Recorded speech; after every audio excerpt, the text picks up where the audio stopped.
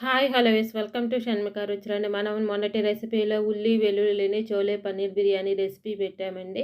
మా పూర్తి వీడియో కావాలనుకుంటే కింద వీడియో లింక్ కొడితేనే మా ఫస్ట్ వీడియో అదే ఉంటుందండి. అందరూ కూడా చూసి తప్పకుండా ఒక్కసారి ట్రై చేయండి. మా వీడియో కనుక కొత్తగా చూస్తున్న వాళ్ళు, ఫస్ట్ టైం చూస్తున్న వాళ్ళైతే మా ఛానల్ని సబ్స్క్రైబ్ చేసుకోండి. మేము పెట్టే వీడియోస్ మీకు ఎప్పటికప్పుడు నోటిఫికేషన్స్ వస్తూ ఉంటాయండి.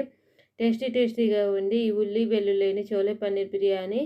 ఈ కార్తీక మాసంలో మాల వేసుకున్న వాళ్ళు కానీ, కార్తీక నియమాలు పాటించేవాళ్ళు ఒకసారి ఈ రెసిపీని ట్రై చేయండి.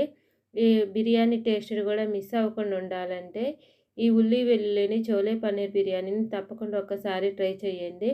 మా వీడియో కనుక ఫస్ట్ టైం చూస్తున్న వాళ్ళైతే మా ఛానల్ని సబ్స్క్రైబ్ చేసుకోండి. నేను పెట్టే వీడియోస్ మీకు ఎప్పటికప్పుడు నోటిఫికేషన్స్ వస్తూ ఉంటాయండి. మీకు ఏమైనా కొత్త రెసిపీస్ కావాలనుకుంటే కూడా కింద కామెంట్ బాక్స్లో అడగండి, మేము చేసి పెడతాము.